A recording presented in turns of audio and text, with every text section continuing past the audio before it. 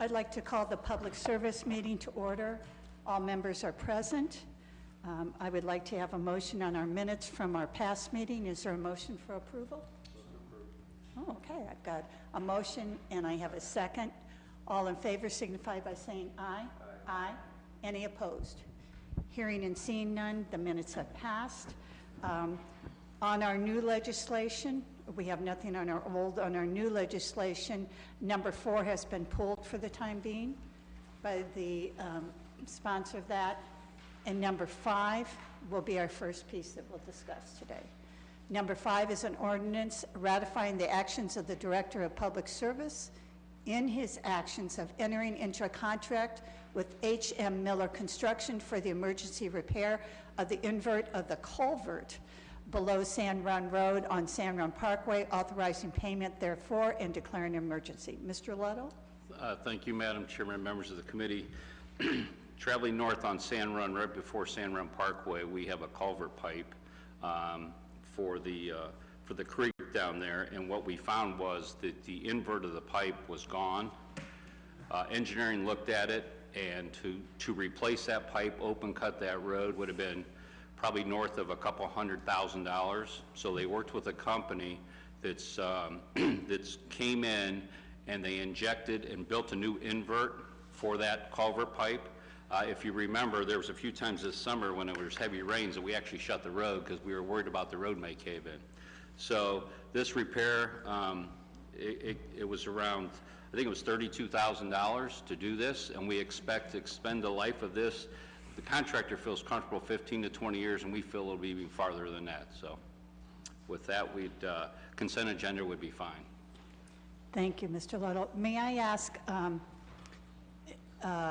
is that our road? I imagine. Yes. It's our road, but they maintain it. The parks maintain it? The parks maintain their portion? On both sides of this culvert pipe is ours. Okay. If you looked on the GIS, it is our property.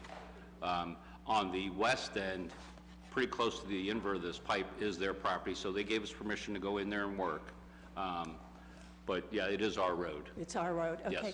Yes. I just want to commend whoever we used, because I think it was slotted to take longer than what it took. And actually I have a bird's eye view of it, and so I just appreciate the fact, and I think we should keep that company in mind if in the future if we have anything, because it was done obviously well, because they're giving us some extended life there at a price that I believe is extremely reasonable. And that park is the most used metro park in this city. So, you know, I get the calls when it's closed or whatever, so I just appreciate the timely fashion that it was done. With that, I open it up to any members of the committee that have any questions or comments. Seeing and hearing none, is there anyone in chambers on council that would like to make a comment? Seeing none, it's been offered to be placed on the consent agenda. Do I have a motion from anyone for the consent agenda? Thank you. I have a motion and I have a second. All in favor signify by saying aye. Aye. Any opposed? Hearing and seeing none, this will be placed on the consent agenda. Number 6 is an ordinance determining to proceed with the improvement of East Market Street between the termini of Canton Road and Interstate 76, Cyberlink Street, between the termini of Triplet Boulevard and Archwood Avenue, Innovation Way, between the termini of East Market Street and Cyberlink Street, Vernon Odom Boulevard, between the termini of Romig Road and McTaggart Drive, and Opportunity Parkway, between the termini of Edgewood Avenue and Cedar Street, by resurfacing and declaring an emergency. Mr. Luttle. Thank you, Madam Chairman, members of the committee. This is our third piece. We brought this back to you, I believe, in June to enter an agreement with ODOT. This is an ODOT project. They will manage the project. And then we brought the next piece to go before the assessments, which that's gone through. So the Treasurer's Office received no objection. So this is a notice to proceed to give ODOT the authorization that we will fund our portion of the project. It's an 80-20 project. It's their fiscal year 1920. They're not going to do any resurfacing now. It'll be done sometime when the plant's open. We're expecting sometime probably in June that they'll be doing this work. Okay. And this is just all procedural? Yes. Correct? Okay, nothing out of the ordinary. All righty. Are there any questions or comments from members of the committee? Once again, this has come before us before. Any comments from members of council in the chambers? Okay, Councilman Hoke. Thank you, Madam Chair. On the Market Street between Canton Road and Interstate 76, would, I know, just on the other side of 76, between 76 and Maslin Road is like a washboard down through there, and you know, that both sides of that street. And then thereafter is not too bad, but I think it's been a number of years before that has also been taken care of and looked at. So if that could be possibly looked at and maybe added to it. I believe that is in the next ODOT project, which would be 21. So it'd be in 2021. So I'm not saying they'll do it next fall in their fiscal year, but that is programmed in the ODOT program. You might have to close the street before then. Okay, well, we'll look at it. Please take a look at it. I mean, we could probably strip patch it like we did part of West Market, right by Vanderveer this year, because that is programmed, but it was so bad that we went and did it with our, we put a Band-Aid on it for the winter is what we did. I know I'd requested a strip patch on Market Street, and you know, it didn't get looked at either. So, but I'd appreciate that, Sure. that portion. If the rest of it's going to be done, that certainly needs to be looked at. Thank you. Thank You're you, welcome. Madam Chair. Sure. Anyone else? Hearing and seeing none. Consent would be fine. Consent. Do I have a motion for consent? I have a motion. Do I have a second? I have a motion and a second. All in favor signify by saying aye. Aye. Any opposed? Hearing and seeing none, this will be placed on the consent agenda. Is there anything else to come before this committee? No? Then we are adjourned.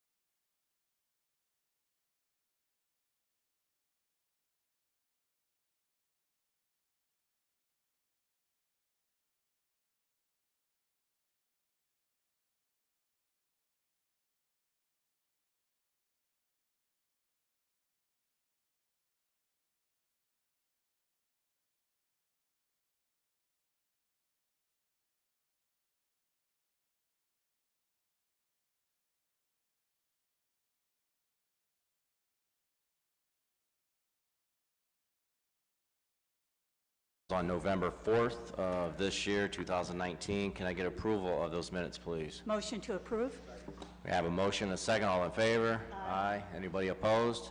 All right, thank you. So we do have one new piece in front of us, ordinance authorizing the mayor to enter into a contract with the Interval Brotherhood Home to provide comprehensive residential drug and alcohol treatment to eligible individuals and declare an emergency. And it looks like we have Sean Volman. His microphone isn't staying up for me. Sean Volman from our city law department to present. Go ahead. Yeah, thank you, Chairman Kamer. As you said, Sean Volman with the Law Department. We're here, as I am about once a year, to renew a contract with Interval Brotherhood Home they provide residential alcohol rehabilitation for folks sentenced from our Akron municipal courts.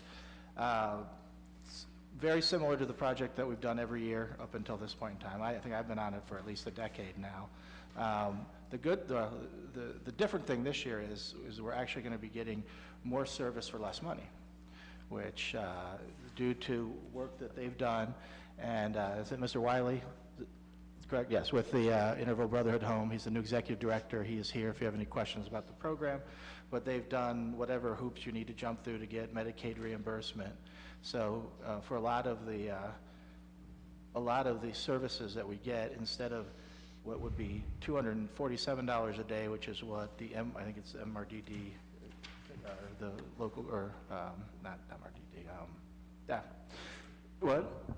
ADM contracts for, it's only $34 a day for someone that is eligible for Medicaid reimbursement, which the vast majority of the people we sentence to this program are. So it's going to be $200,000 instead of $395,000, and we actually should get more service. So, and then I said Mr. Wiley is here if you have any questions about the program. All right, thank you. I appreciate that. Why don't we have Mr. Wiley come up and give us a few minutes of his time and go ahead and talk. All right, thank you. Thank you, Mr. Chair, members of council. Jonathan Wiley. I am the relatively new executive director at IBH. Just to elaborate a little bit about what's changed in our business model, because of the state level Medicaid reform and because of Medicaid expansion put in by the Kasich administration before that, about 90% of our clients are now Medicaid eligible, which means that on top of them being eligible, our services, which were not eligible for Medicaid reimbursement prior to this last July, are now reimbursable. So much of what we have is coming through Medicaid. And so what we're contracting with the city to do is for those folks who may not be Medicaid eligible to pay for their care. And Medicaid is on purpose designed not to pay for the room and board aspect of what we provide. So that's what the $34 represents, is the room and board piece, which is the same kind of arrangement we've had historically with the ADM board. Okay, well, thank you, Mr. Wiley. Any questions, council members on the committee? Any questions? We've got Councilwoman Sims. Thank you, Mr. Chairman. Ideally, I wish we would have had because this is like a significant drop in funding for IBH. It would have been nice to have a comparative from the last time we were here talking about services to what we anticipate with services under this new contract. You said that 90% of the residents are Medicaid eligible? That's correct, ma'am. So that represents about how many people? Well, we serve roughly 700 to 800 people a year. So that would be whatever 90% of that is. So the reduction in service, what does that look like? Or is that the wrong verbiage? We're definitely, there's no reduction in service. So the wonderful thing about this partnership and the work that IBH has done to get Medicaid eligible is that we will service the same amount of people for less money. So there's no reduction in service. It's just that they can bill the state Medicaid for a good portion of our clients, whereas before they couldn't, so we were paying full freight. So same amount. We actually also have carved out, and of course, we did this in consultation with Montrella Jackson and the judges at the court to make sure they were, and they weren't able to be here today. Same amount of people. We also have about 40 or so thousand in the contract to allow the courts, should they want to try new programs with IBH because of these savings. So we were not only able to save the city money, we kept the same level of service, we're still going to help the same number of people, and there's wiggle room to try new programs should the court want to. Okay, that sounds a little better versus the term reduction in services. Okay, thank you. Thank you. Any other questions or comments for Mr. Wiley or Sean Volman from the Law Department? Committee members, council members? All right, with that, what's your pleasure? Oh, yep, Councilwoman. Thank you. So $40,000 set aside for creative, innovative programs with the courts. What about the other dollars? Is that being kind of reallocated for similar services? So it looks like we went from $395 to $200. That's about $195,000 we won't be allocating to IBH. That is a question for a better answer by Mr. Fricker and Ms. Goodrich. But this is a contract that is in the general fund, and so it's something that we look at very carefully. And so, again, I cannot give enough kudos to IBH for working to get themselves to a point where, again, we can reduce our burden on the general fund, thus freeing up the conversation with budget and finance, but at the same time, we are going to still help the same number of people while also giving the court an opportunity to do new programming should they choose to with IBH within this contract. So I can't tell you what that's going to be in the operating budget that will come to council. That's a really good question for the operating budget hearings. Okay, thank you. All right, thank you. All right, with that, I think that's our final comment or question. And before I ask Sean, what's our pleasure? Consent would be great. Consent, fine, okay, thank you. Motion for consent. We have a motion and a second. All in favor? Aye. Anybody opposed? All right, with that, thanks, folks. We're Thank you. adjourned. Thank you.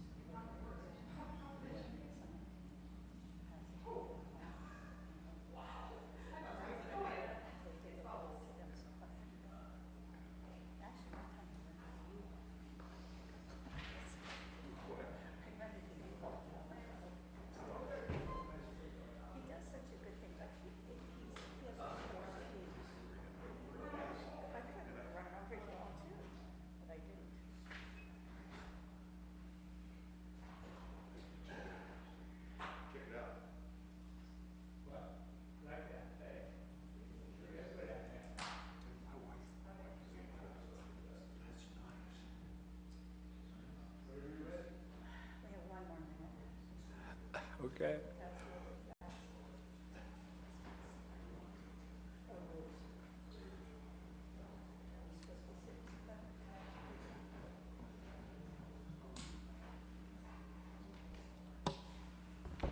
I'd like to call the Rules Committee to order. All members are present. I'd like a motion to accept the minutes from our previous held meeting. Is there a motion? So moved. I have a motion and a second. All in favor signify by saying aye. Aye. Any opposed? Hearing and seeing none, the minutes have passed with approval. We have one piece to come before us today. This is under rules. This is a resolution setting forth the timing and process for the organizational meeting of the incoming new council, providing for other matters related to the new council, and declaring an emergency. Having said that, the sponsor of this piece is not here. However, Councilman Fusco said that he would explain what this piece is pertaining to, this resolution. Madam Chair, you have 3 pieces on the old agenda as well, just so you're aware of that. I prefer not to deal with those today, so I'm going to ask for time. Okay. Now, I think there's 2 pieces, if I recall, and one's been Yes, filed. there's 2. So I'm I sorry. made a mistake, yeah. I only made one mistake, Mr. Clerk. So, yeah, if you'll just put those on time and file that other one. Okay, now, Councilman Fusco. Thank you. Thank you, Chairwoman. This, in essence, has like 3 different changes, if you will, in terms of procedurally for Akron City Council, the timing, the process for the organizational meeting, and for the new committees. This is, the first piece is, actually, the term doesn't begin, so it'd be inappropriate for people to vote, I guess, before January 1st. So therefore, we're requesting that the organizational meeting be held after the beginning of the year. That's the first item. The second item is the to ensure that there, as we've had in the past, we've had concern about succession and how that all works. And this would kind of like clean that up and tighten it up in case there would be any question in between. Like, for example, if we would have the meeting, the organizational meeting in between times, it would be better to just go ahead and let it, the current council president, vice president, et cetera, until January 1st, whenever that begins, or whenever that official meeting, the first organizational meeting would occur, which would be that after January 1st as well. And then finally, this would be any items that are on the agendas that would be just removed, other than the zoning, or if there's something pending in a lawsuit, that would remain on the agenda. Typically, this is the way the Congress, as well as the State House, operates. It's cleaner that way. If there's something that would be introduced later, it can be done after the beginning of the year. So this is kind of like some housekeeping items, but I do know that President Somerville is in favor of this, and we would ask the committee to consider this. Thank you. Are there any questions from the committee? Councilman Hoke. Thank you, Madam. Thank you, Madam Chair. This is something we haven't done before. I mean, you said we haven't done this. We have done it? Yeah, I believe in the past we have, the organizational meeting was like the last meeting of the year. No, I mean the resolution. We haven't had to have a resolution to define taking care of business. No, I or believe we doing have anything. had a resolution in the past, or Didn't we just do it? Yeah, I mean, typically, well, our typically, rules we- outlined, I believe, that we could have that actual organizational meeting. Then why do we need a the last resolution? meeting. If So if that our we rules, define if our it. rules define it and have it set up as to, what's supposed to be going on, Yeah. and it's already in the rules, then why do we have a resolution? Because what we want to do is change those so that they can reflect that they wouldn't, this would occur after the beginning of the year. in the past, I believe what we did was whenever all was sworn in, which is going to be December 16th, we're shifting from that date until the beginning of the year. Whenever those individuals that would be voting on a president and so on and so forth, that's whenever that would occur versus the last meeting of the year. They're not in office till January 1st. I have a problem with looking at Section 3, and I need more definition there as far as what's going to happen with anything that's on the agenda that somebody deems that it should be taken off. I mean, you know, if something is brought in and it's been given to council as an ordinance or a resolution, or, you know, to then I don't know how we can just take it off the board. By doing that, wouldn't that have to go through a vote in a sense? I don't think you can just erase it. That's not something that can just be stripped off and away whenever, you know, it's been brought in. I have a resolution that's you know, about a liquor license that you know, could be possibly coming in, and you know, I would hate to see that you know, be extended and for some reason not get in, and then all of a sudden it's going to be taken away and stripped. I don't think that's fair to the residents of Ward 6 and the citizens of Akron. I think that if something's brought in and it's put on there, I think it stays on there until it either gets voted off or voted through. I understand totally what you're saying, and out of respect for the sponsor of any legislation whatsoever, I would submit that it would be up to them, especially something as important as that would be voted upon before the end of the session. However, though, we do have a number of items, and we have, over the years, that have been left on the agenda for whatever reasons. There's just a myriad of reasons that something could be left on the agenda. But, you know, again, it would be up to the sponsor. It could always be reintroduced, something that, you know, would be pending or out there. But typically, again, Congress, the State House, this is the way they operate.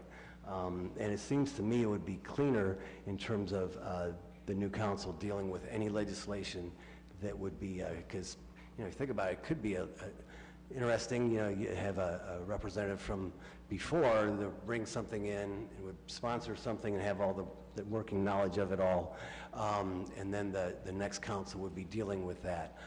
So it kind of makes sense, but if there's something, again, you know, say something like that, like a liquor license or something like that, I would hope that, you know, we would deal with that in a timely fashion. Yeah, okay, I just don't, that section I don't deem necessary. I think that it's something that's not there. Actually, the whole resolution I don't think is necessary, not whenever we've dealt with it and we've, you know, we've been able to function and continue. I don't know, I'm going to ask for time on this so that we can study it more and make sure that, you know, whatever is coming through, that we would have an opportunity to get a full understanding, being that it just came in so late today, that we need to take a look at this. Sure. Thank you. I would welcome that. Any other comments from members of the committee? Okay. Any comments from, oh, I apologize, Councilwoman? Okay, so, and then I'll go to anyone from the committee. Okay, Councilwoman. Thank you, Madam Chair. I have a couple questions maybe the law department can answer. Whereas Section 30 of the Charter of the City of Akron and the Rules of Procedure for the City of Akron Council contemplate that the new council shall adopt their own rules of procedure, elect their own officers, and provide for the designation and membership on the committees of council. Don't we already do that?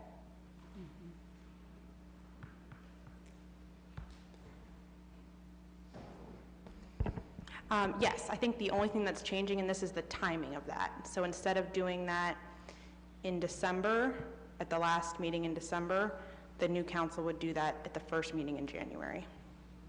So none of the committees would be assigned on the day we're being sworn in. They're going to be done on January 1st?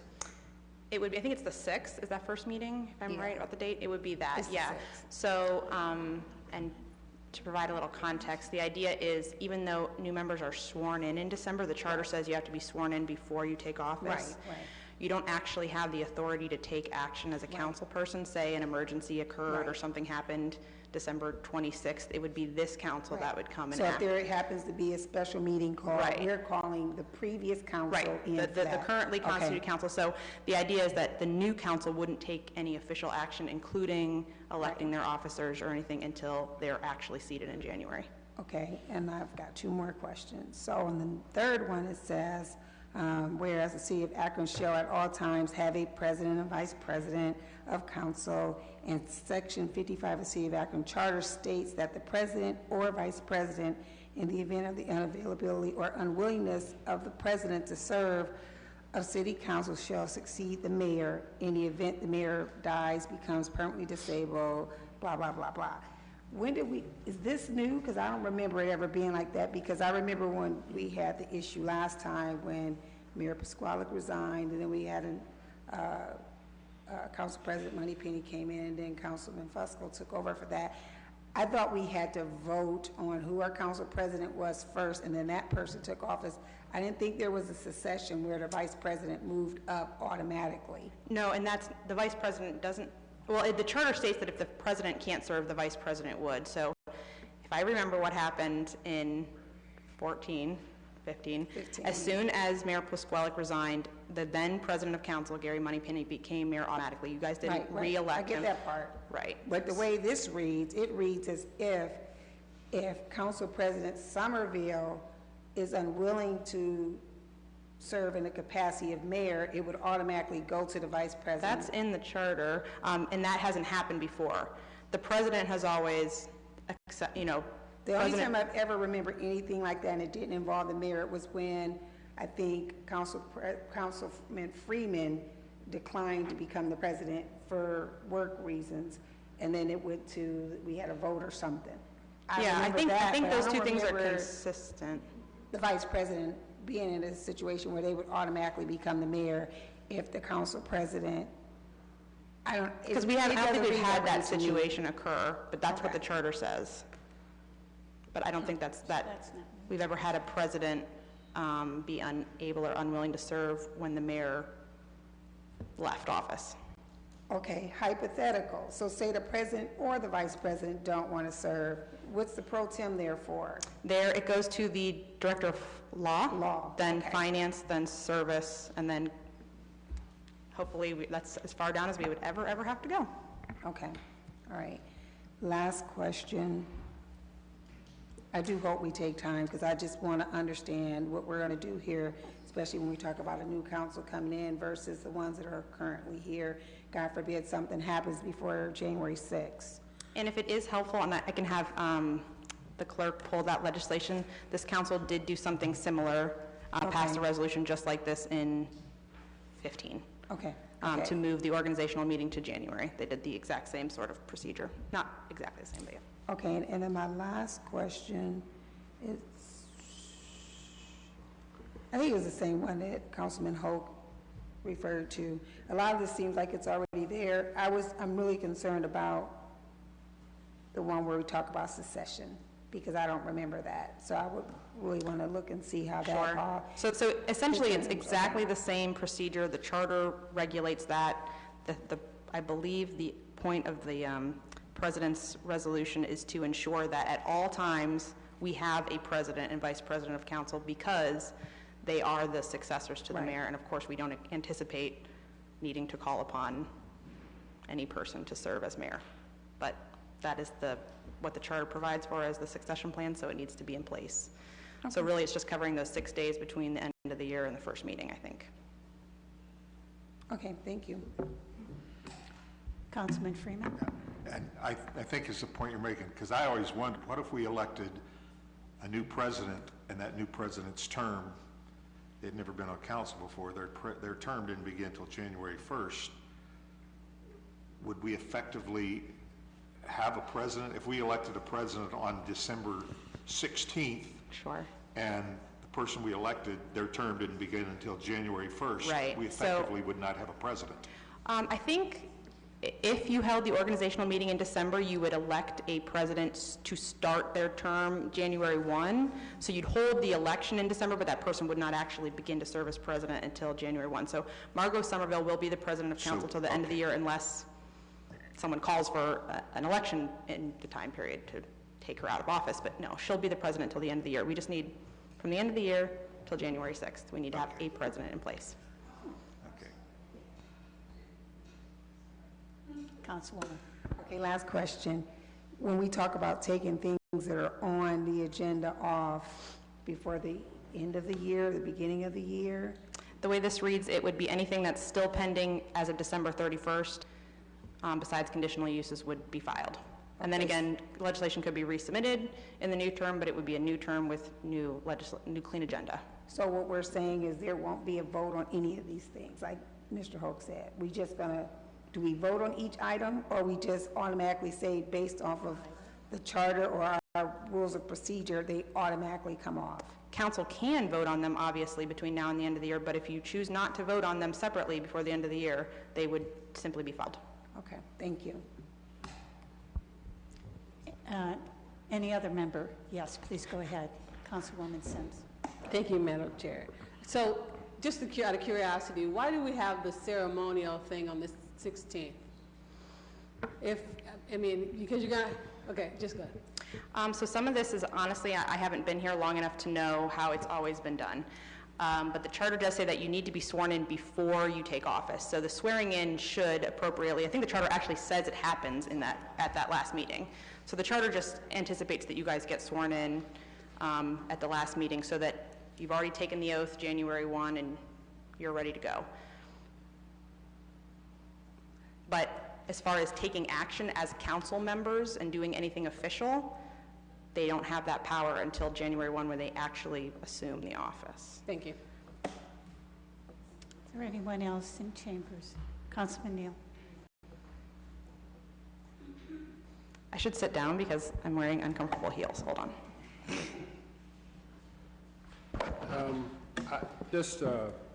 I'm trying to remember how we've always done things in the past, not saying that the way we did them in the past was correct. I remember we made the extension, we made this change last time because it was different because Councilman Fusco at that time was in the mayor's office.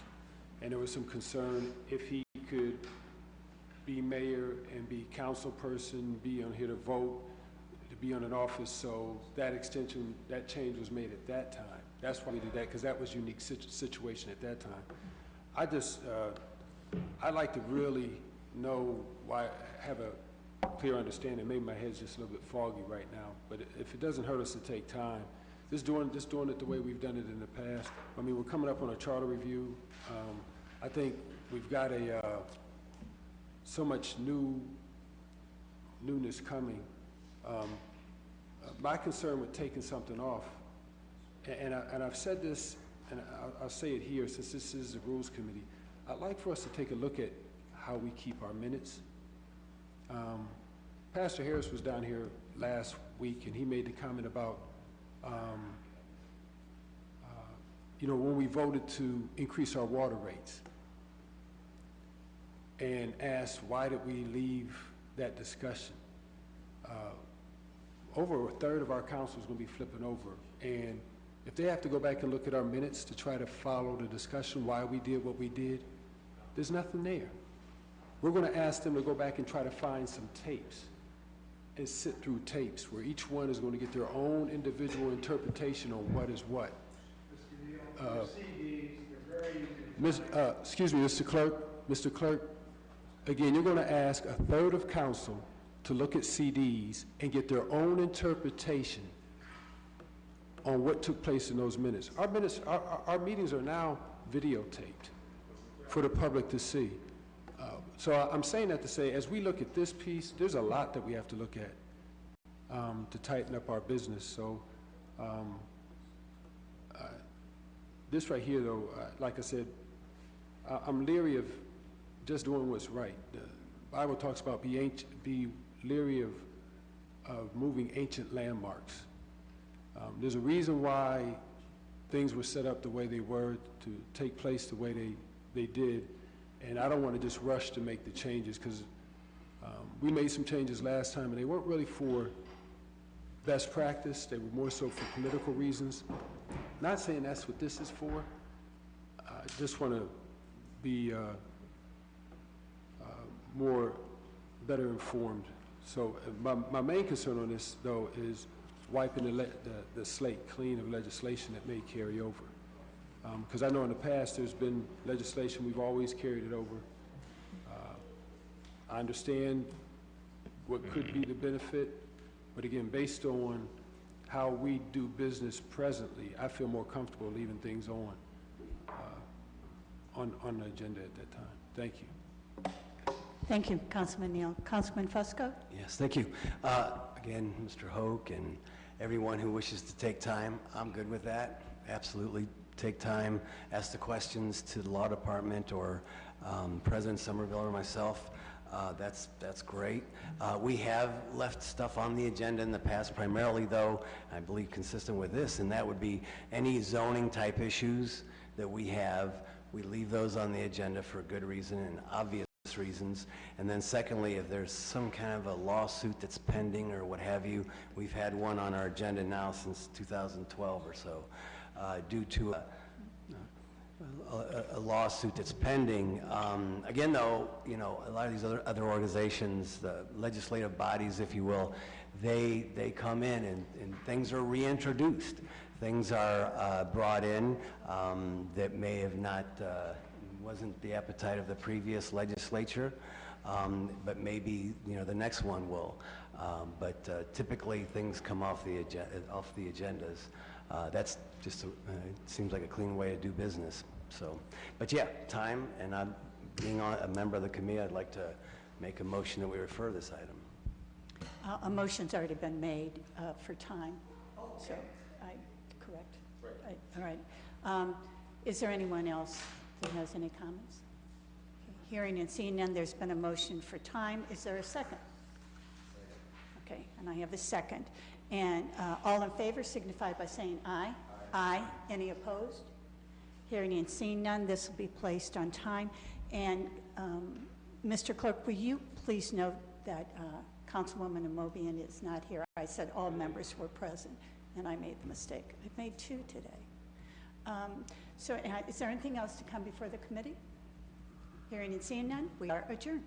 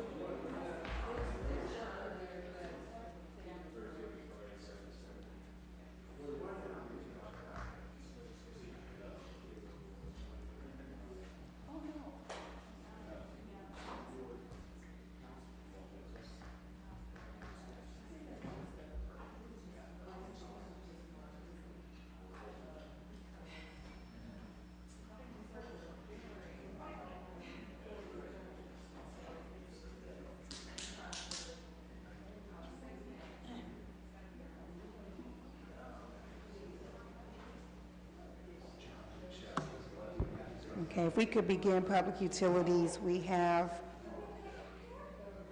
our members are present.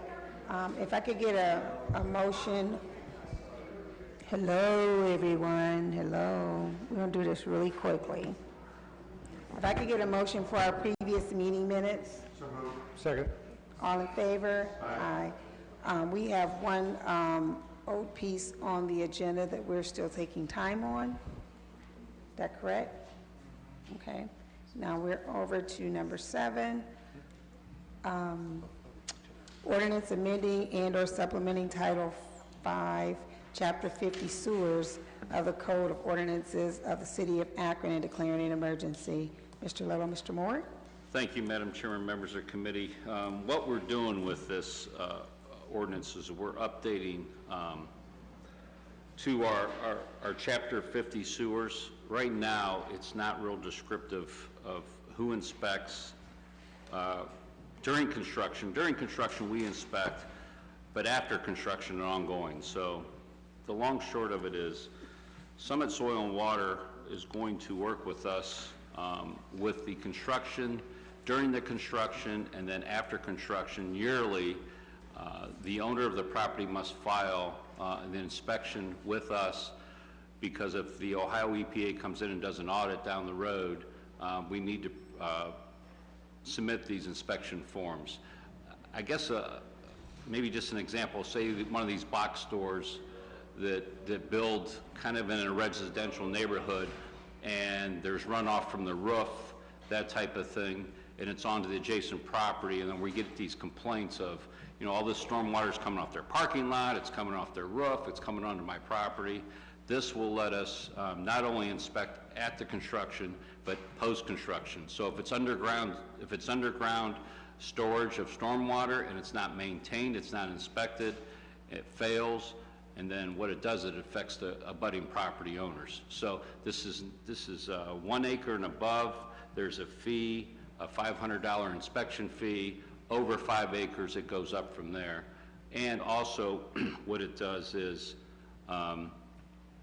it's just the ongoing inspections, basically, is what it is, so. Okay. So on here, I see that they've redacted where it says best management practices has been omitted, would be omitted when this is voted on. And then it goes down to, I want to say page 3 of 12, where it crosses out a professional engineer and it says qualified professional. I'm going to see if any of my committee members have any questions, but I would really like to take time, just because it's a 12-page document, to make sure everyone has an opportunity to dissect all the redactions. Yeah, if they have any questions, they can direct them to me, and we'll get back to you by email. Okay. Any questions for committee members? Mr. Swirsky? Well, I just agree that we need to take time on it. This is something that will affect a lot of people, a lot of businesses. And the inspection process, to me, is really important that we understand, because there's there's post, and Yes. so I just want to get some more clarity on it, because it kind of jumped out at me that, there's no page number. At one point, the city was, or its authorized agent was making the inspections. But then, in another point, I'd just like to read this over, the applicant is responsible for performing their own inspection. No? No, they're responsible to give us the report of the inspection. Right. They have to submit it to us. Yeah, but they do the inspection. No. No? No. A qualified person does the inspection. Who's the qualified person? Well, From the city? we have designated Summit Soil and Water to do the inspections. So they are funded from the state. Right. So they're getting money from the state to do these inspections. Okay, so it wouldn't be a case where the company was we're not going to inspecting let themselves? No. Okay, so there'd be a third-party government agency serving the public interest who would make the inspections, working with us, but all the reporting would they have be to on the submit owner us, yes. And then if they would not, or they don't maintain it, then we have a process to handle that also. Okay. And then, one more question? Yeah. About the hearing. They shall be granted a hearing. Any person affected by any notice in order which has been, but the hearing is not open to the public?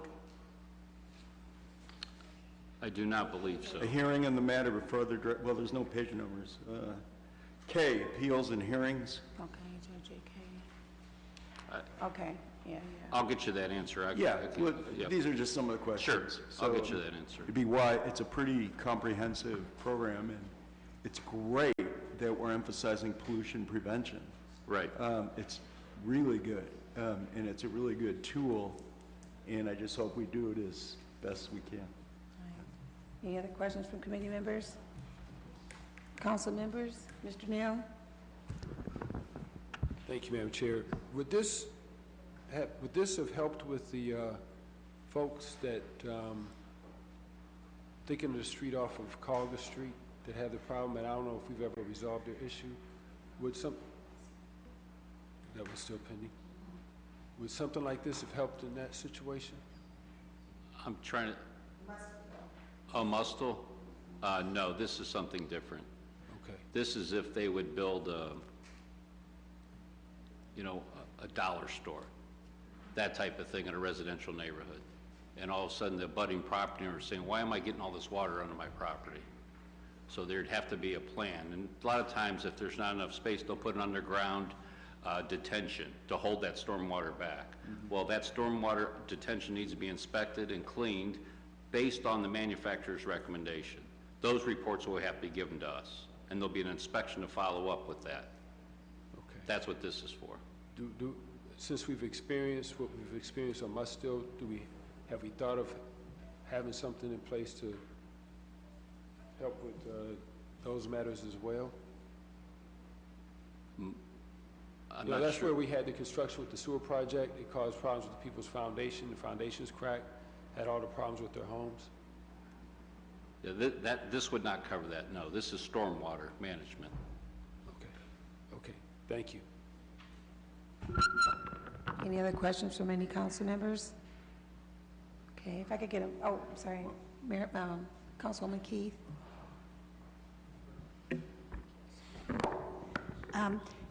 Okay, it's a lot to go through, and I think I went through it, but I do have a couple other questions. Is this complaint-driven? Well, not really, because we would receive complaints in the past, and then we didn't. This is cleaning up our ordinance. This is what you must do to alleviate those complaints. Okay. So if they do their reporting every year, that we feel like this will reduce those complaints. So at this point in time right now, it's complaint-driven. Pretty much. But this will. Yeah, and we start looking at our ordinance like, well, can we enforce this, or can we do this? We went back with the EPA, and that's why we're cleaning up our ordinance. And then how often would it need to be inspected? Yearly. Yearly, okay. Yep.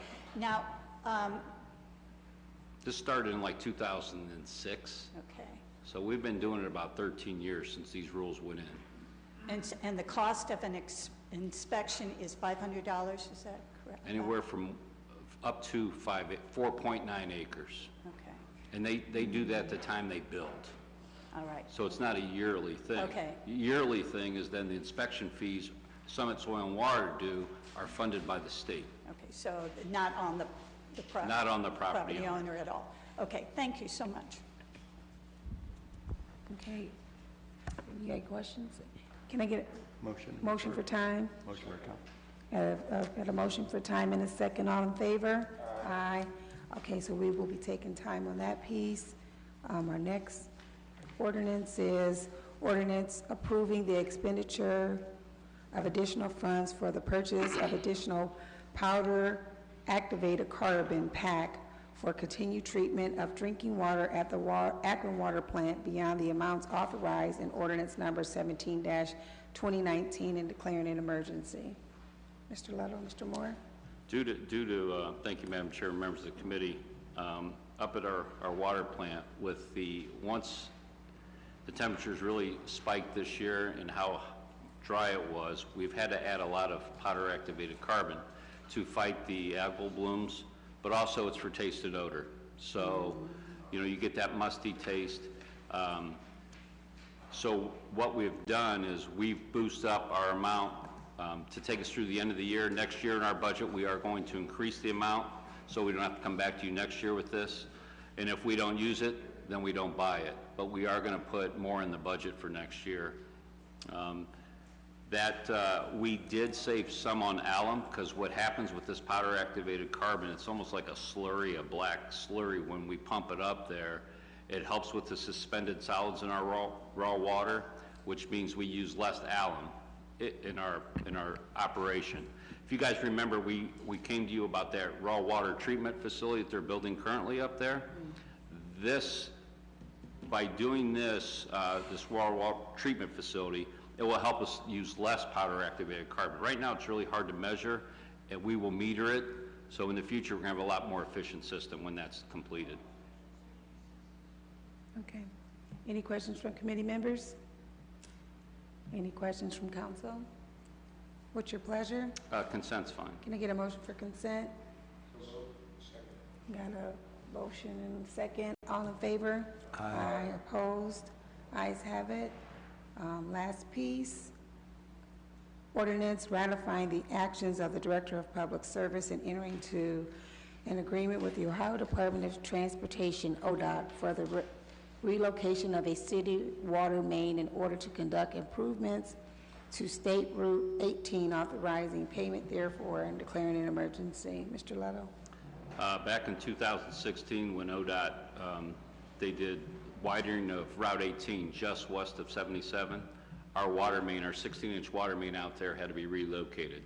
So they hired the contractor, they moved our water line so the storm line, their storm could be installed. This work's been done for almost 2 years. They're just now sending us an invoice, so this is to repay them for the work they did, which is $17,000. Okay.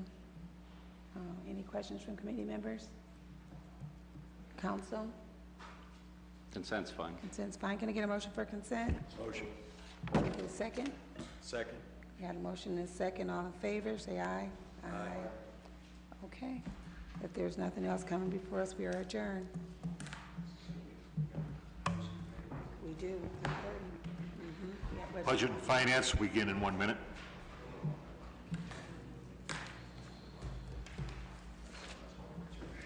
Glad you're here.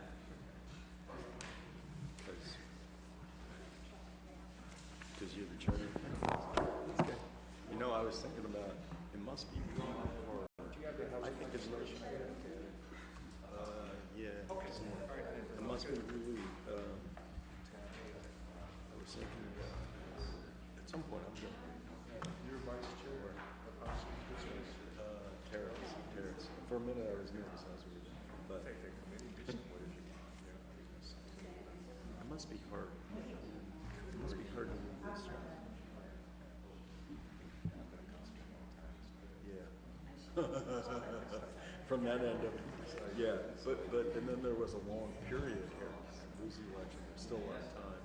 I would, that is a downside. Yeah, here's the housing.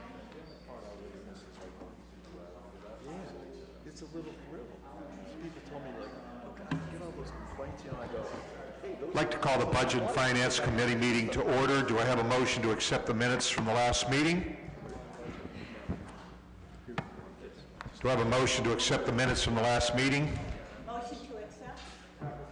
All in favor? Aye. All right, we have one item on our old agenda, and we talked about this last week, the ordinance that provides for temporary appropriation, and if we could, I'd like to go ahead and get that passed out this evening. Hopefully, if you had any questions, you're able to direct them to Mr. Fricker or Ms. Donnell. Do I have a motion to suspend the rules on our old item from last week?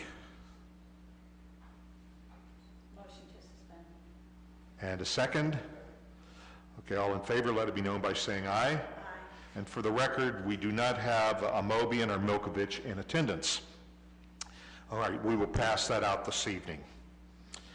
Okay, that brings us to our new agenda. This is an ordinance authorizing the Director of Finance to enter into an agreement with the University of Akron School of Law to provide an amount not to exceed $25,000 for its expungement program in 2020 and declaring an emergency. Mr. Fricker. Thank you, Mr. Chairman. So this is an annual program that we do every year. It's been $25,000 for the past couple of years. This is a program that we do with the University of Akron School of Law. We do have Jillian Saul here to give an update on the program. Excellent, thank you. How many years has this been now? 2, 3? Just off the top, I think it's longer than that. I think 6 or 7 would be my. Oh, I think we're at 6 or 7. Yeah, 6 or 7. so. Oh my goodness, okay, thank you. 6 or 7. Thank you. As always, thank you for having us back. Each year, as you know, we use the money to do court sealings for people who have criminal convictions. We do that in 2 ways. We have a free monthly outreach clinic we hold 11 months out of the 12 months each year, and also clients can come to our office. Last year, and our clinic is in partnership with the county money that we received to do the CQE, and we also have a driver's license clinic as well on that Saturday morning. And I know I spoke about the driver's license clinic last year. The Bureau of Motor Vehicles had a driver's license amnesty program in 2019 where people could get their fees waived to the BMV. We saw a dramatic uptick in the number of people at our clinic, and I will tell you we averaged probably $60,000 a clinic that people were getting forgiven so they could get their driver's license back. So I've always said this when I come to council, your $25,000 does so many more things than just the expungement. We not only help people with expungements, but we use that money also to leverage other services for people. We had 1,500 people come to our clinic in 2019. I looked at the statistics since we began in 2013. We've had almost 7,000 residents from Summit County and the city of Akron come to our clinic. So there is a dramatic need, and continues to be a dramatic need in our community to get people not just back to work, but most of the people who come to our clinic are underemployed, and to get them with a livable wage, a job where they can pay taxes and take care of their children. If you're specifically interested in the expungement numbers, Attorney Nichols can talk about those as well. I would say to you again, it is such a successful day. As always, I say to you, if you'd like to have a clinic in your ward, we're happy to host it. You just have to have enough tables and chairs to host the number of people that we see. I know Sean receives the flyer. I forget who else from City Council receives a flyer. I brought some today. If you're not on the email list and you want to receive the monthly email directly from me, I'm happy to do that as well. And at this point in time, I can answer any questions that you might have. Questions or comments from committee members or other members in the chambers? Ms. Keith? First off, thank you, and thank you. I had the unique opportunity to host this in my ward a number of years ago, and I had some pushback from some residents in the ward saying, why would you do that? I watched Joanne and Mr. Nichols, and the rapport that they had with the people that came in was unbelievable. If this serves so many people and giving them that hand up that they need, I cannot thank the two of you enough. Your faces are so familiar, your passion is so remarkable. And what I hope, I don't know, Mr. Fricker, if you would be the one. I know that Joanne contacts me early on because they need to set up these workshops, and they need months ahead to make sure there's enough internet, Wi-Fi, all this other stuff. And if we can make sure that they get approval as soon as possible, that this might come before council, because I know they're ready for next year, and they kind of wait with bated breath. Will we be sponsoring this or not? So if somehow there can be a connection, I will not be here to champion your cause, which is the cause of so many people we care about. They have just one glitch on their record that's not allowing them to give back to society in a way that we would hope that they would. So, Joanne, for everything you do, thank you. You're welcome. Thank you so much. And I don't know, Mr. Fricker, if I may ask, would you be the contact that she should come to? I think she's been working with Sean. She's been working with me. I probably could be a little more diligent in pushing it through from when we first get. But what I will do this year, I will, assuming I don't get distracted before I get back to my office, is put a tickler for earlier on in the year next year. Thank so you. that we'll reach out. I know you will, Sean. I get distracted easily. I know you will. You're good. Thank you. Any other questions or comments? Yes, Ms. Sims. Thank you, Mr. Chairman. I was just wondering, is there anybody who keeps like data that correlates possibly like employment opportunities that are a result of being able to do that Because it seems like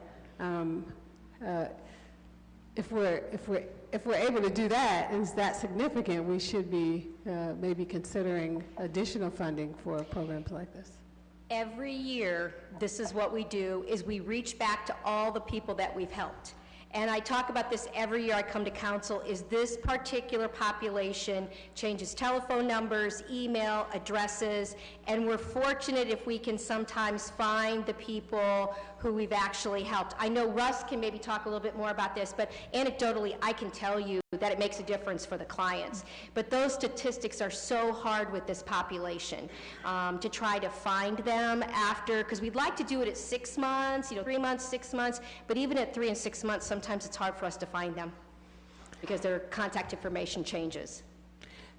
And just to kind of expand on that, part of the problem is the time frame. To seal the record, once the judge orders a sealing, for it to get through all the process, it's about 6 months. So looking before that, we can't really gather any usable information because people haven't seen the benefits of it. We do once or twice a year send students back to reach out to those people. Again, it's best called anecdotal at this point, but what we do see is people report higher earnings or jobs when they did not have jobs before. I think, no question, it's probably very, very real. I wish we could capture more of the data. But have we considered possibly giving them some means to contact us back, like a website where they can log in? They do have that because they have to go to the hearing with Russ. So they have our telephone number, they have email, they have our website address. So we do have that. But you understand, our hope is that they're successful and then they don't feel they need us anymore, right?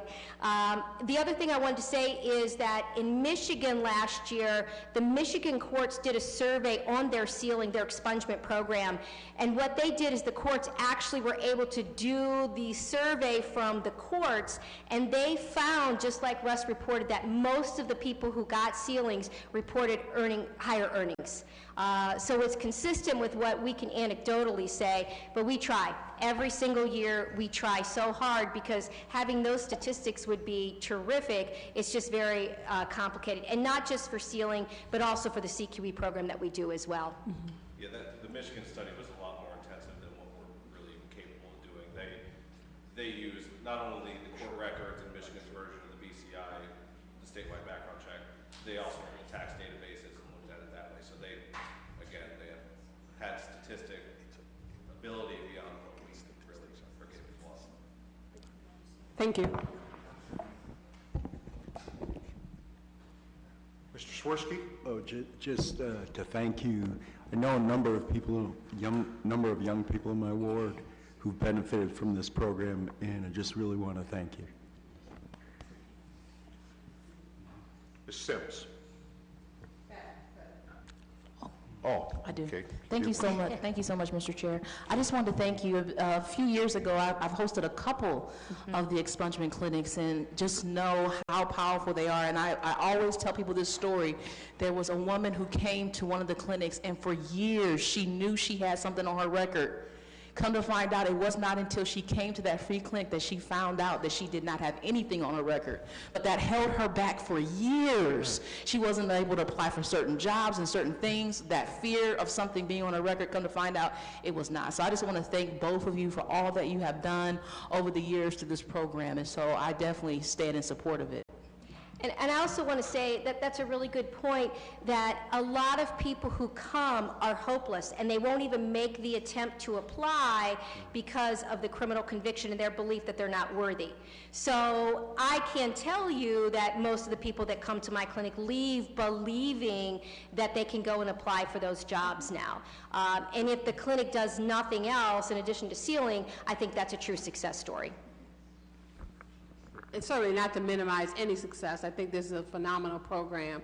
I think that the potential to leverage additional resources by having data that supports what we already know, I think is significant. And I think it would open the door for even more opportunities to support this particular population. I don't know, perhaps maybe it's partnering with a social service agency that offers some kind of incentive like gas cards or something like that, that would drive them back to the website to kind of say what's happening in their life. Because when they get their records sealed, their needs typically just don't dissipate. There are additional needs. So I don't know, maybe there's some other way that because I think the potential for leveraging additional resources as a result of having empirical data is very real. And I think you're right. Most of the studies show that there is a connection between a reward. That if you give me a $20 gas card or something, then I will respond back. And so you're right. I think that's what it probably would take to get more response back from the folks that we're helping. Other questions or comments? Thank you for everything you're doing. I wish we did have the ability to track it better, but... We will continue to try. Every year we will continue to try because I think the statistics are important as well. I do. Thank you. Consent? Consent, yes. We have a motion for consent? Motion? And a second. All in favor? Aye. All right. Thank you so much for taking the time to be with us. Thank you for your service to so many. And we are adjourned.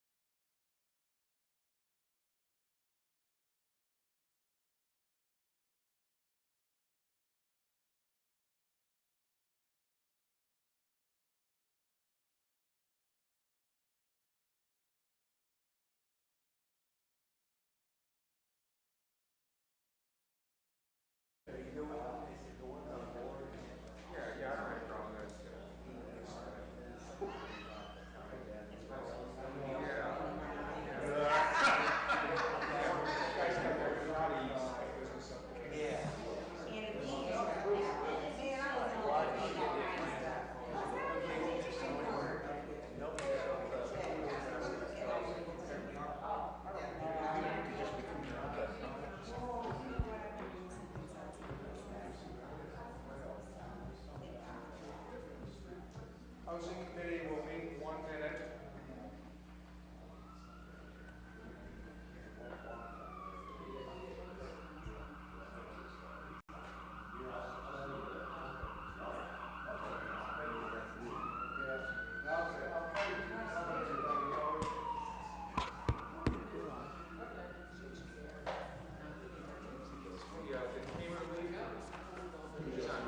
I believe so.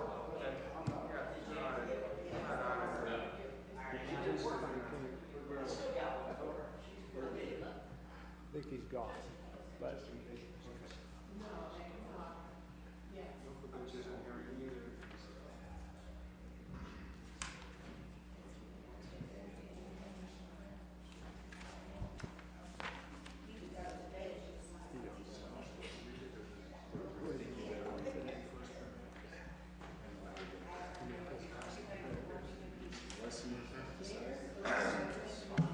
Okay, I'm going to call the Housing Committee to order.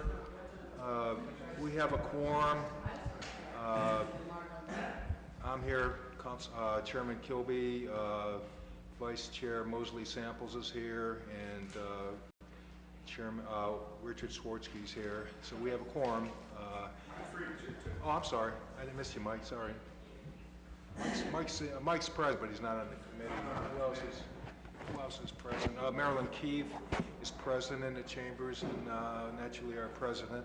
So anyways, we have one piece of legislation to consider today, and it amends and or supplementing Title IX, Chapter 94, Health, Safety, and Sanitation, Article 5, Heating Regulations, Section 94.99 penalty by adding administrative fines as a penalty for violation of Section 94.11.2 and declaring it an emergency.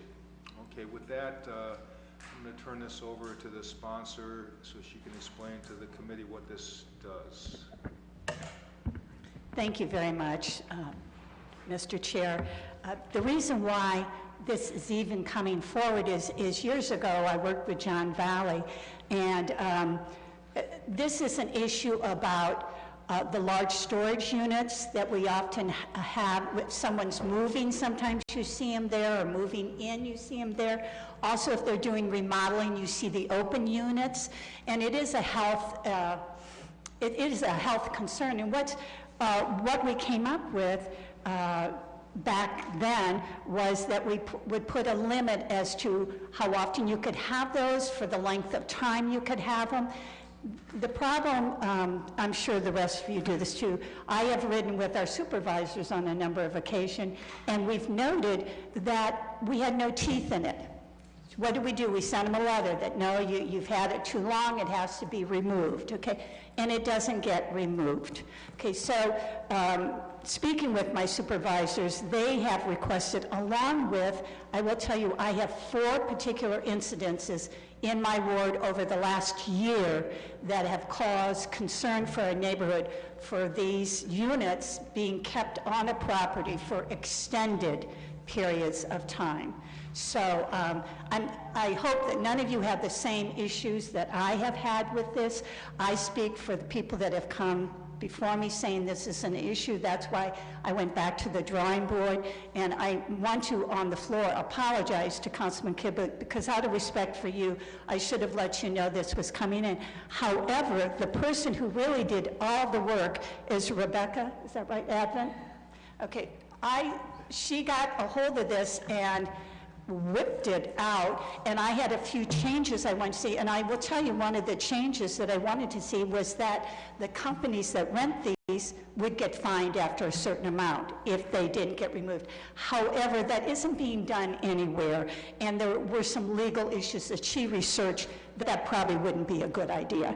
So I'm going to stick with this. It's just the resident will get fines in increments according to them not abiding by the rules that we have forth here.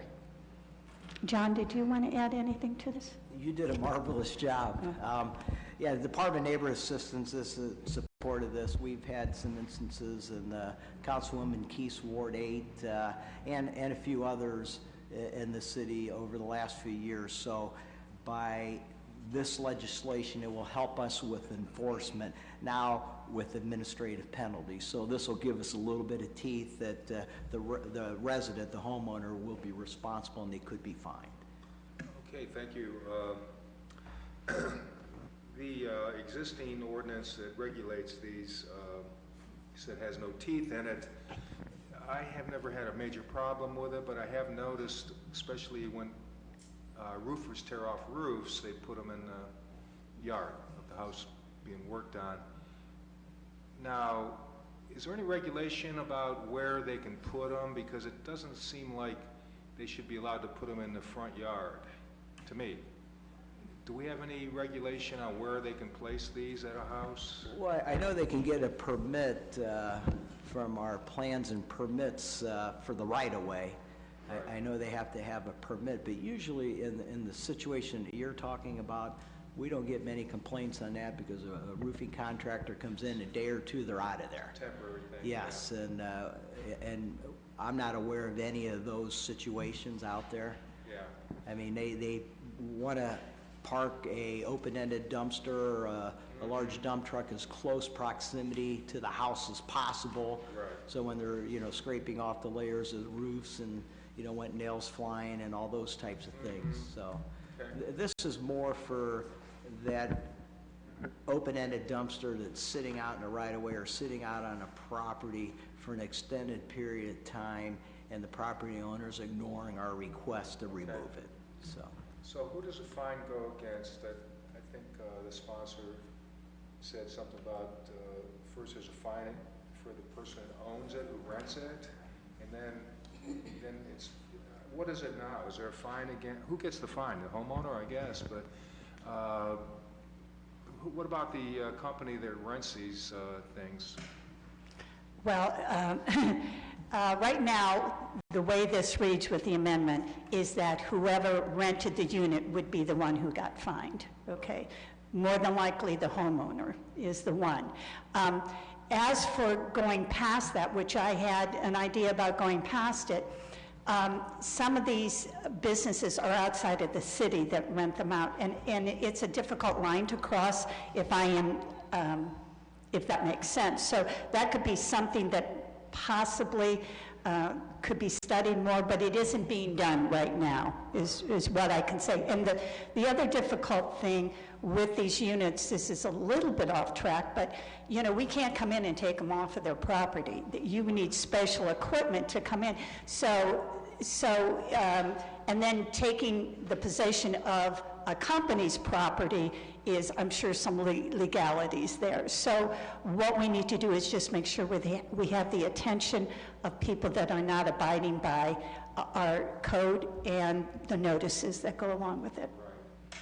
Right. Well, I was reading this over, and section F talks about vehicles, junk vehicles.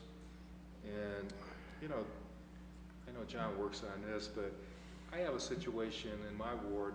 Someone left a bus, it's a school bus, but it's a small bus in the backyard.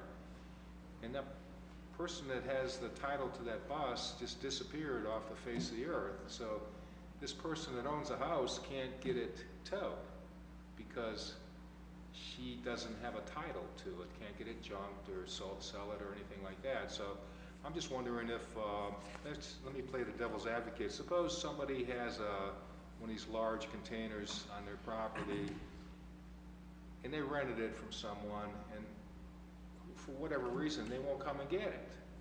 Are we still going to impose this fine on the homeowner? I mean, these kind of things can happen. I think maybe it should be enforced with a little discretion with the penalties. But you can always challenge anything that we are fined on. You can come before a committee and challenge it. And I do believe it's with given good reason that, conditions accordingly, like you just mentioned, that they would receive some sort of a reprieve.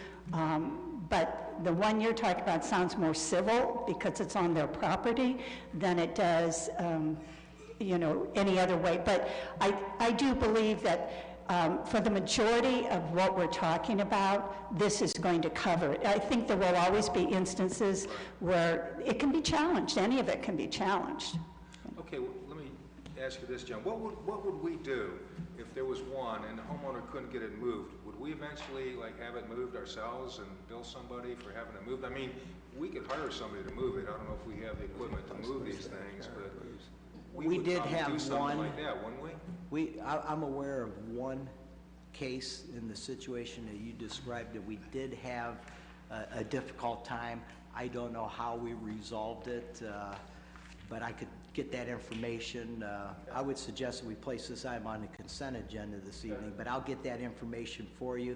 And I know we had a difficult time because we reached out to the contractor and the company was out of business, but somehow we ended up getting removed, but I just would have to research how. So I remember one situation. Yeah, it could happen. I mean, it's And probably as far as rare. that bus you're talking about, the junk vehicle, have you contacted the 311 call center on something like that? If you email me that information, It's up on I Dan will Street, you get. know about it, It's right? on Dan Street? Yeah. I think that one's been taken care of. Oh, has it? Okay. Oh, I think that was taken care of a while ago. Okay. Yes. So how do we get, this is a little off the subject, but how do we get the vehicle towed if they don't have a title? Do we just tow it? If it's a junk vehicle, our inspectors go out there and they issue orders. We work with, homeowners on the junk vehicles. One, could be a financial situation, getting the proper plates and the title and making the repairs or whatever. But when it gets to a point in time, we send it to the Akron Police Department and they go out and they work with the local towing contractors and they do remove it. So we can tow it even if we don't have a title? I mean, just take it? If it's declared a junk vehicle on private property under our code, if we give them their due process and they don't remove it, then yes, we can get it. All right, any members of the committee have any questions or anything to say? Okay, ladies before gentlemen, Tara? Thank you. Briefly, are we just talking about just the storage containers, or could this apply to the pods as well? Pods seem to be a huge problem in my ward. I've got a pod that's been sitting in a driveway for almost a year. Okay. That would apply. Yeah. Okay. Awesome. Thank you. Mr. Swartz? I have had cases like this in my ward, and I appreciate Mrs. Keith's initiative on this and leadership. And I think that if this is something that the people who deal with this routinely from the Department of Neighborhood Assistance like this ordinance, I like it too. I did want to ask a small question because I have another situation. This does not apply to a business that's up against a residential home and has a large storage container that they're negligent on surrounding it or closing the gates or keeping that from becoming a nuisance. It does not apply to those? You're talking about closing the doors of the actual Yeah, closing it container? and making sure it's emptied, not attracting, all the things that you talk about here also occur in some cases with some businesses out behind, up against residential. If it was a residential or a business and they had a container and the doors weren't closed and there was exterior trash conditions around that because of the situation that they've made there, then we would issue an exterior trash complaint. So it would cover that situation? Well, I'm saying if there were exterior trash conditions around any type, it doesn't have to be a temporary because we get this in a lot of the commercial and retail businesses. That are up We against a handle that just residential like an neighborhood. exterior trash complaint. That's excellent. Yes. That's excellent. Yes. Thank you again, Mrs. Keith, for your initiative. Okay, any members have any questions or statements? Okay, Mr. Hoke? Thank you, Mr. Chair. Mrs. Keith, thank you very much. This is something I know that we've talked about in the past, and I know that I've had numerous problems with some of these same things that have come up. And there's one in particular that has been going on for years, and I know that the neighbors are going to be ecstatic now that this gentleman is going to have to get rid of his pot out of his driveway that's been there for a number of years. And the only reason, yeah, I know he told the one inspector that retired not too long ago, Mr. Fryman, he said, "You don't have anything to do." He said, "So it's there, what are you gonna do?" He said, "You have no teeth?" He said, "Go pound salt." And that's pretty much what he told him, you know, years ago. And up until now, we've been pounding salt. So now we can get that taken care of. The junk cars, gosh, I can't tell you how many of those I deal with and work on every day. Just driving around and looking at cars that are on the street, in front yards, lots. Yeah, I had talking about, we had 2 cars in one vacant lot that had been put there with the license plates had been removed, and they also removed the identification tag up in the front window. And but we got them out of there, and you know, thankfully, you know, the people that were in the nuisance department and you know, found a way to get the tow truck in and get them taken care of. So this is a great piece. I appreciate it. Appreciate Rebecca taking and getting the wording in there, and you working with her, and thank you very much. Okay, Mr. Hoke, anyone else? Ms. Sims? Thank you, Mr. Chairman. Just a refresher, what is the time period that a pod or storage unit can be on the residential site? I'm going to I don't have that piece on me right now. I forgot my iPad, so I'll let Mr. Ballard. I will let the law department address that.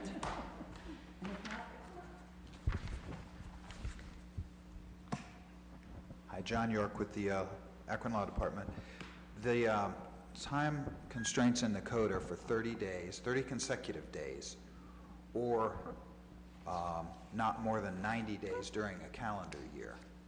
So if you had it moved and brought back, you could do that. I think the idea was to show that it was legitimately being used at the property. Thank you, John. So just out of curiosity, is it moved from a specific location or at the residence period? Could I move it to the other side of the yard, or is it has to be removed and brought back?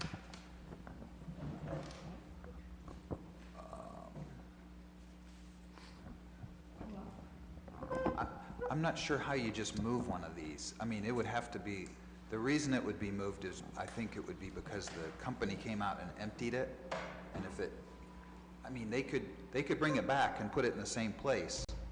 As long as they removed it and brought it back, I mean, that would start the time period over, so it wouldn't be, you can't have it for more than 30 days or up to 90 days during the calendar year. So theoretically, if they moved it on the 29th day, emptied it, brought it back, they could start the clock over again for another 29 days, and then do that another time, as long as they didn't exceed 90 days during the year.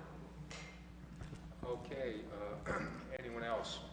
Okay. Mr. Chair, number one, I don't need any accolades for doing this. It was the right thing to do, but I have to tell you, I had a thought, and it's the law department that does it. I just want you to know, I don't create anything but the thought. So kudos goes to these people that are sitting behind me. So I know.